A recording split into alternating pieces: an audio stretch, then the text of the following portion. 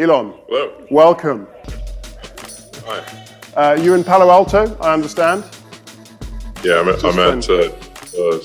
global engineering headquarters in Palo Alto. Great. Well, thank you so much for joining us. I'm actually going to start somewhere a little bit differently than I expected, because I just saw on Twitter a little announcement, and would love to get your thoughts on it. I see you're interviewing Ron DeSantis tomorrow morning. Is that right? On Twitter Spaces? I see. Yes, it's. I need to look at the exact time, but tomorrow morning your time, I think it would be probably correct. Okay. Yes, I will be interviewing Ron DeSantis, and he has quite an announcement to make. And will be the first time that something like this is happening on social media, and with real-time questions and answers, not scripted. So it's going to be live, and let her up. Let's see what happens. And you've been tweeting some Tim Scott stuff in the last few days. Yeah. What should we be thinking about who you're backing? Obviously, this interview tells us something. Can you give us a sense of where your thinking is at the moment? Yes, I mean, I'm not at this time planning to endorse any particular candidate, but I am interested in X/Twitter being somewhat of a public town square, and where more and more organizations host content and make announcements on Twitter. It's the only place on the internet to really get real-time, like down to the minute and second news, and it's so I think it's quite groundbreaking that there would be a major announcement of this type on social media. And should we expect? Sorry, I don't want to go on too long about this, but. In your new role as interviewer rather than interviewee, should we expect more of this? I mean, if it's the town square, are you going to be interviewing other candidates, Democrats? What's your thought of this? If people are willing to come, are you going to be there to execute the town square across the spectrum? Yes, absolutely. So just as I promised when I do a series of media interviews, I did a range of interviews. And I guess this would be also a media interview. So ranging from sort of on the left, moderate, to what's considered right. And I do think it's important that Twitter have both the reality and the perception of a level playing field, of a place where all voices are heard, and where there's the kind of dynamic interaction that you don't really see anywhere else. I mean, today on Twitter, for example, AOC got into and Ted Cruz got into an argument on Twitter, which was, independent of which side you agree with, it's still very entertaining. So what, and I'm sure tomorrow will be entertaining, we're all going to be tuned into that, but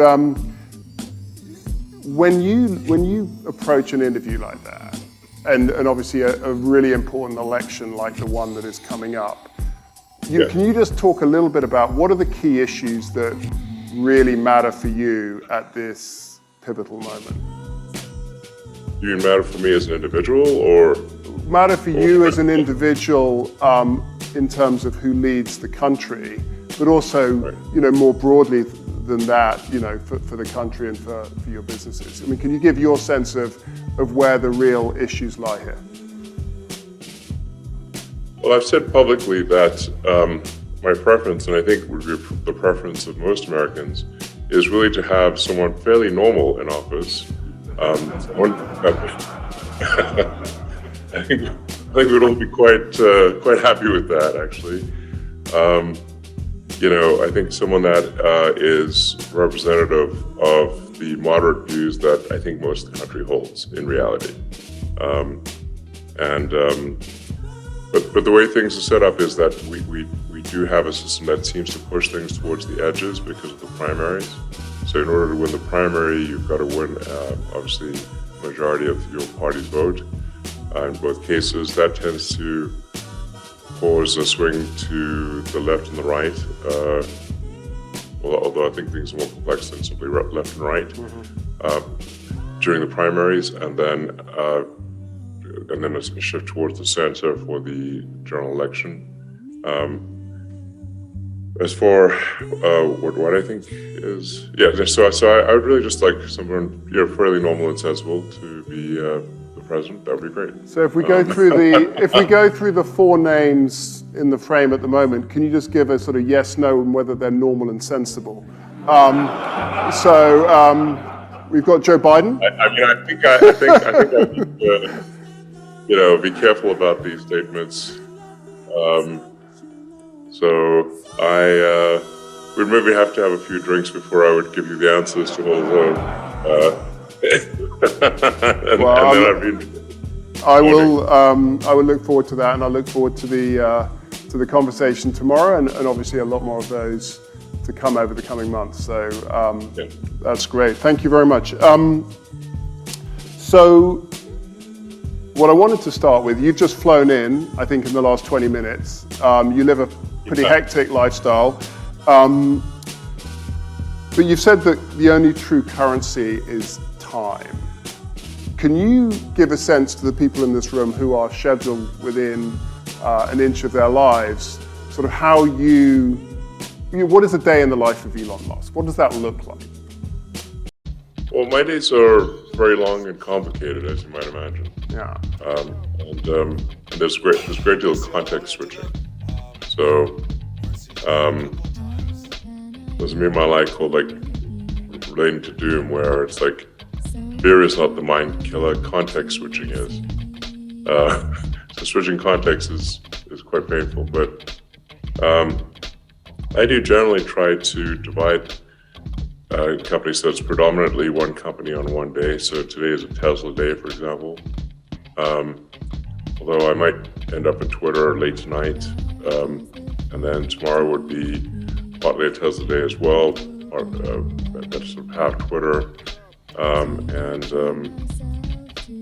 then Thursday would be sort of a half SpaceX, half Tesla day. But these things are somewhat intertwined, so the time management is extremely difficult. And this is going to sound pretty strange, but I only have one part-time assistant.